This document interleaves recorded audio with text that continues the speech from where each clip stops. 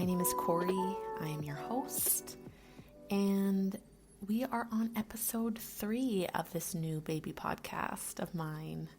So thank you for being here. I really appreciate some of the conversations that are already trickling in, and I just want more. I just want more and more and more. So again, thanks for being here.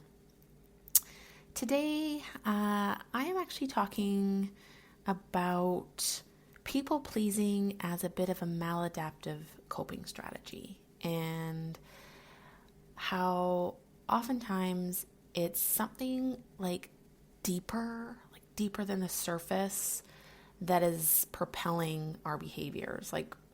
That's not new information, I'm sure, for most of you, but today I want to share with you an example of a time where I was really in the thick of some people pleasing, and it also was an act of self-pleasing. So without further ado, let's just get right into it. So as I said, I'm beginning to examine people pleasing as a maladaptive coping strategy. I recently received feedback that people pleasing is actually just self-pleasing, and I actually can't really disagree with that. In my own experiences, I do really see these people pleasing tendencies and behaviors as maladaptive ways of getting our needs met. Let me say that again.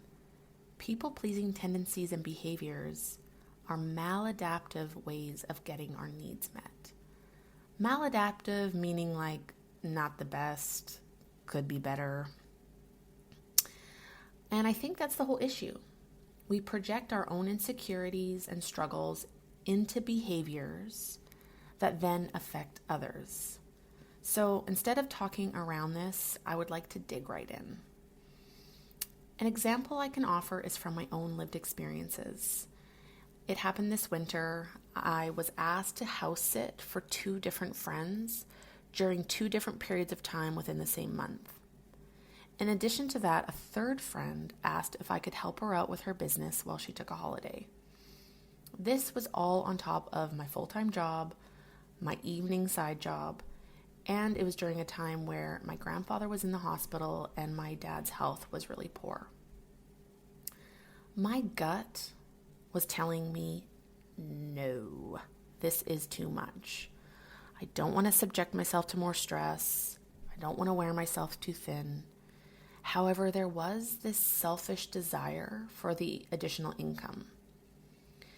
Now, there's a lot I could say about this, my scarcity mindset, the high cost of living, etc., that does really often lead to overstretching ourselves when we're looking for more money, more stability.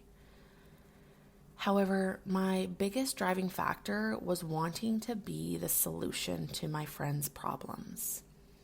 I wanted to be perceived as loyal, helpful, saving the day. And this isn't to say that I don't actually want to help people, but I am beginning to really examine my intentions for helping people. So am I doing it completely selflessly? No, definitely not. Am I doing it completely selfishly? Also no. Where things get a little lopsided is that I allowed the external forces of money and accolades to overturn the internal forces that were saying, Corie, just rest. You don't have to say yes to all of this. Getting clear on our intentions and rationale can be really helpful in uncovering our people-pleasing tendencies. This scenario would have looked a lot different if my intentions were solely based on being of service. And the reason I know they weren't is that feelings of frustration and resentment came out while I was overextending myself. I was frustrated with myself, I was frustrated with my friends, and really I did it to myself by saying yes for the wrong reasons and at the wrong time. I definitely have empathy for myself. I'm not here to demonize my behaviors because so much of this is happening on an unconscious level. However, I do need to check myself because these feelings of resentment could easily build up. And the next thing you know, my outward behaviors could change. I think there is often a misconception when it comes to boundaries. I could mistakenly think that I now needed to set different boundaries with these friends. I could easily project my feelings of burnout and overwhelm on them. And this would just be unfair, and it would be misguided. The truth of the matter is that I need to realign my boundaries with myself.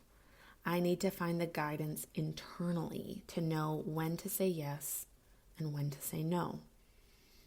I need to put my needs for rest and balance before the people-pleasing needs. I need to be okay with saying no and creating boundaries around how much of my time and energy I am willing to expend on any given day, week, month. This is, of course, all hindsight. I haven't had these conversations in person yet. I also haven't had the opportunity to really challenge myself in a similar situation yet. But my hope is that by having this conversation with you, and just this new awareness, I can begin to hold myself a little bit more accountable next time. And, this isn't to say that there wouldn't be a time where I would be able to manage these types of commitments. There's another important thing to note on boundaries is that they're something that we have to continuously check in on. Do I still need this boundary? Is this boundary still relevant or helpful? Does this boundary apply to this specific situation? These are really good questions to just kind of keep asking ourselves. So I do want to come back to my earlier point on motive and intentions. There are so many factors that can inform our decisions, which, many of which are unconscious, and many of which are as a result of these historical patterns and our protective factors. One thing that I learned about myself is that money and finances have guided a lot of my decisions. Fear of not having enough money, fear of not having the quote unquote life I want, fear of falling behind. I don't exactly know if this totally aligns with the topic of people pleasing, but I do think it aligns with making decisions based on factors that are not aligned with our purpose and values, which is that in itself relates to people pleasing. This is a really big topic and one that I don't think I'm fully prepared to explore in full just yet. But really what I'm taking away is that sometimes we make decisions for the wrong reasons. They may be right in some ways, but overall they are not what lead to fulfillment. They're not you're not in full alignment.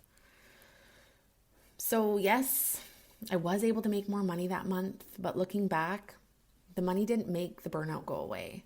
So that tells me that the money wasn't enough.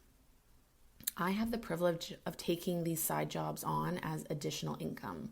I do make enough in my regular job to make ends meet, which I think is important to note, and that is not necessarily the case for everyone. So to come back to the idea of self-pleasing, the idea that acting selfishly is deemed in our society as a negative quality. We kind of think of selfish people through a negative lens. And I want to extend just this opportunity to reflect on what might lead to these self-serving behaviors. And I want to make it abundantly clear, not every situation deserves a high level of empathy. And I will get to that on another episode when I unpack intentions. But I do think it's not a bad idea to find opportunities to examine behaviors from a broader lens and not just accept what we see on the surface level, within reason, obviously. If I'm to look at my own selfish tendencies in this scenario, I am left to wonder why it is so important to me that I'm perceived as helpful, loyal, saving the day. I mean, these are not terrible qualities. Who wouldn't want to be perceived in this way? However, those perceived needs and motivations for my actions are actually rooted in deeper needs, if I really start to think about it. A core value of mine is connection, and my attachment style, my codependent tendencies drive me to seek connection in mysterious ways. And even deeper than that, I am seeking out this sense of like acceptance and safety. These are definitely areas of my life I'm looking to nurture and work on with the support of my therapist. But I think it's so important to begin to look at our patterns and really dig into our motivations. In this case, my quote unquote selfishness didn't harm anyone. Well, other than myself. And so really it's just me that's left with work to do. It also doesn't feel like a situation where I need to beat myself up about it or hold any resentments because A, I can find compassion and empathy for myself and what was driving me. And B, my friends were simply looking to have their needs met. So I hope this example and conversation has given you something to think about or reflect on. It feels like it's just the tip of the iceberg in terms of where this conversation could go, which I think is okay. I want to share these reflections in chunks so as to not like overwhelm or overcomplicate things. So as always, I would love to connect with you and welcome any feedback, questions, conversations on the People Pleaser Podcast Instagram account. So if you haven't already, please follow along and connect. It is at peoplepleaser, all one word, .pod, P-O-D. So thank you so much for being here, and I will catch you on the next episode.